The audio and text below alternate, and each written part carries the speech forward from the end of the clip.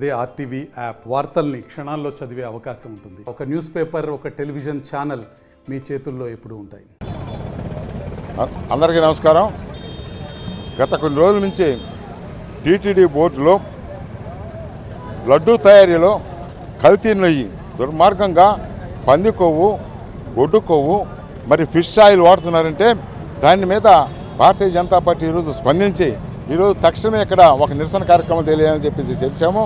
ఖచ్చితంగా ఈ యొక్క లడ్డూ తయారీలో కేవలం ఆనాటి వైఎస్ఆర్సీపీ ప్రభుత్వం మరి యొక్క కమిషన్లకు అలవాటు పడి ఆనాడు నెయ్యి, స్వచ్ఛమైన నెయ్యి 1000 రూపాయలు ఉంటే దాన్ని 320 రూపాయలకి కాంట్రాక్ట్ కట్టిపెట్టారంటే దాంట్లో కల్తీ కాక ఇంకేం జరుగుతుంది.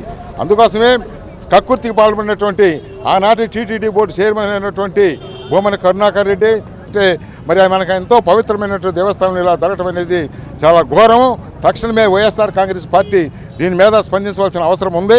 ఎందుకంటే మీ ప్రభుత్వంలో నీకే దేవుడి మీద అంటే జగన్మోహన్ రెడ్డికి అసలు నమ్మకం లేదు.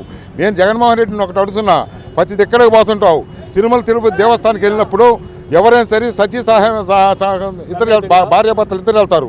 కానీ నువ్వు ఏనాడైనా సరే నీ భార్యని తిరుపతి దేవస్థానానికి తీసుకెళ్ళావా అంటే నువ్వు పూర్తిగా క్రిస్టియానిటీ ఉండి ఈ యొక్క కొండ మీద అన్య మతస్థులను ప్రోత్సహిస్తూ అక్కడ అనేక అసభ్య కార్యక్రమాలు చేయిస్తూ పవిత్రతను దెబ్బతీస్తున్నావు, తిరుపతి పవిత్రతని. కాబట్టి భారతీయ జనతా పార్టీ ఒకటే డిమాండ్ చేస్తుంది, ఈ సమస్య ఇంతటితో వదలము. ఈ యొక్క అసలైన దోషులను శిక్షించేంత వరకు భారతీయ జనతా పార్టీ అనేక ఉద్యమాలు చేస్తుంది.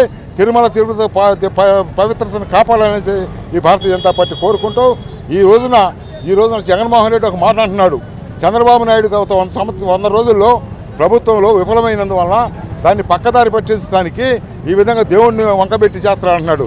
చాలా తప్పు జగన్మోహన్ రెడ్డి. నువ్వు 5 సంవత్సరాలు ఇక్కడ పీకింది ఏమి లేదు. నీవు చేయకుండా వదిలిపెట్టినటువంటి అన్నీ కూడా ఈరోజు చంద్రబాబు నాయుడు గారు ఎంతో ఓర్పుగా, నేర్పుగా అందరితో సమైక్యంగా పోతూ కేంద్ర ప్రభుత్వంతో మధ్యగా ఉంటూ అన్ని యొక్క కార్యక్రమాలు జరుగుతున్నారు. నువ్వు జీతాలే సక్రమంగా ఇవ్వలేకపోయావు, పెన్షన్లు సక్రమంగా ఇవ్వలేకపోయావు, అభివృద్ధి లేదు. నీ సమయంలో ఈ రాష్ట్రం ఎంతో నష్టపోయింది. దాన్ని పూడ్చే విధంగా ఈరోజు నారా చంద్రబాబు నాయుడు గారి ఆధ్వర్యంలో ఎన్డీఏ ప్రభుత్వం చాలా చక్కగా పనిచేస్తుంది. ఇక నీకు భవిష్యత్తు లేదు, ఇంకా నీ పార్టీలో ఉండేవాళ్ళు కూడా ఎవరు లేరని చెప్పి ఈ సందర్భంగా తెలియజేస్తూ ఖచ్చితంగా రాబో రోజుల్లో ఈ ధర్మారెడ్డిని, వైవి సుబ్బారెడ్డిని, భూమన కరుణాకర్ రెడ్డి గారిని తక్షణమే అరెస్ట్ చేయాలని చెప్పి భారతీయ జనతా పార్టీ డిమాండ్ చేస్తుంది.